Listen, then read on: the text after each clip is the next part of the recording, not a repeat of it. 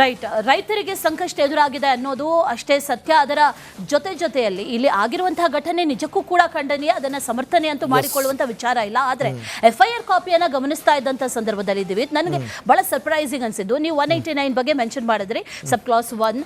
ಅದನ್ನ ನೋಡಿದಂತ ಸಂದರ್ಭದಲ್ಲಿ ಗುಂಪುಗೂಡೋದು ಅನ್ನುವಂಥದ್ದಿದೆ. ಅಂದ್ರೆ ಗುಂಪುಗೂಡಿ ಈ ರೀತಿ ಘಟನೆಗಳನ್ನು ಮಾಡೋದು, ಅಲ್ಲಿ ಗುಂಪುಗೂಡೋದು ಅಲ್ಲಿ ಪ್ರೊಹಿಬಿಟೆಡ್ ಅನ್ನೋದಿದ್ರೆ, ಅಂದ್ರೆ 144 ಸೆಕ್ಷನ್ ಆಗಿದ್ಯಪ್ಪ, ಹಾಗಾಗಿ ನೀವು ಗುಂಪುಗೂಡಿದ್ರಿ ಅಂತ ಹೇಳೋದಾಗಿದ್ರೆ ಓಕೆ, ವೆಲ್ ಅಕ್ಸೆಪ್ಟೆಡ್ ಅಂತ ಹೇಳ್ಬೋದಿತ್ತು. ಆದ್ರೆ ಅಲ್ಲಿ ಗುಂಪುಗೂಡೋದಕ್ಕೆ ಯಾವುದೇ ರೀತಿಯ ನಿರ್ಬಂಧನೆಗಳಿರಲಿಲ್ಲ, ಅಂಥದ್ದು ಯಾವುದೂ ಕೂಡ ಇಲ್ಲ. ನನಗೆ ಬಹಳ ಸರ್ಪ್ರೈಸಿಂಗ್ ಅನಿಸಿದ್ದು 109 ಕ್ಲಾಸ್ 1, ಇದು ಬಹಳ ಸರ್ಪ್ರೈಸಿಂಗ್ ಅನ್ಸಿದ್ದು. ಅಂದ್ರೆ ಕೊಲೆಗೆ ಯತ್ನ ಅನ್ನುವಂಥದ್ದು ಇದೆಯಲ್ಲ, ಅಲ್ಲಿದ್ದು ಪೊರಕೆ ಕಲ್ಲು, ಹೌದು ಕಲ್ಲಿನಿಂದ ಹೊಡೆದ್ರೆ ಸಾಯ್ತಾರ, ಹೌದು ಒಪ್ಕೊಳ್ಳುವಂಥ ವಿಚಾರ. ಆದ್ರೆ ಪೊರಕೆಯಿಂದ ಹೊಡೆದ್ರೆ ನಮ್ಮನೆ ಜಿರಳೆನೂ ಸಾಯಲ್ಲ, ಅಂಥದ್ರಲ್ಲಿ ಪೊರಕೆಯಿಂದ ಹೊಡೆದ್ರೆ ಸಾಯ್ತಾರೆ ಅನ್ನುವಂಥ ಈ ಸೆಕ್ಷನ್ ಅನ್ನ ಹಾಕಿರೋದಿದೆಯಲ್ಲ, ಅನ್ವಾಂಟೆಡ್ಲಿ ಇದನ್ನ ತುರ್ಕಿದಾರ ಒಪ್ಕೊಳ್ಳೋಣ, ನಾವು ಇಲ್ಲ ಅಂತ ಹೇಳಲ್ಲ. ಯಾಕಂತಂದ್ರೆ ಈಗ ಉದಾಹರಣೆಗೆ ನಾವು ಎಕ್ಸಾಂಪಲ್, ನಾವು ಇದೇ ಮಾಧ್ಯಮದಲ್ಲಿ ಕುತ್ಕೊಂಡು GBA ಅಧಿಕಾರಿಗಳ ಮೇಲೆ ಹಲ್ಲೆ ಆದಾಗ ಅದು ಯಾವ ರೀತಿ ಅದು ತಪ್ಪು ಅಂತ ನಾವು ಹೇಳ್ತಾ ಇದ್ದೀವಿ.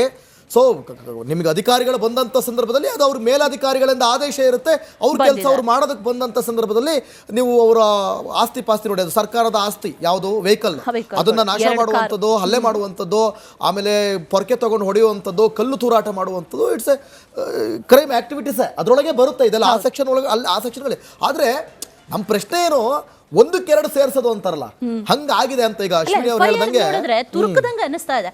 ಫಾರ್ ಎಕ್ಸಾಂಪಲ್ 74 ಶೀಲಭಂಗಕ್ಕೆ ಯತ್ನ ಅಂತ ಇದೆ, ಇದು ಬಹಳ ಸರ್ಪ್ರೈಸಿಂಗ್ ಆಗಿದೆ. ಅಲ್ಲಿ ಯಾರ ಶೀಲಭಂಗಕ್ಕೆ ಯತ್ನ ಅನ್ನುವಂತ ಒಂದಷ್ಟು ಪ್ರಶ್ನೆಗಳು ಈಗ ಕಾಡ್ತಾ ಇದೆ. ರೈತರನ್ನ ಇಕ್ಕಟ್ಟಿನಲ್ಲಿ ಸಿಲುಕಿಸುವಂತ ಯತ್ನಗಳೇನಾದ್ರೂ ನಡೀತಾ ಇದೆಯಾ,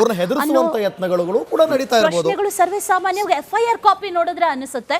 ಎನಿವೇಸ್, ರಿಪಬ್ಲಿಕ್ ಕನ್ನಡದ ಧ್ಯೇಯ ವಾಕ್ಯ ನಿಮ್ಮ ಧ್ವನಿ, ಹಾಗಾಗಿ ನಿಮ್ಮ ಧ್ವನಿ ಬಹಳ ಮುಖ್ಯ. ಜನರ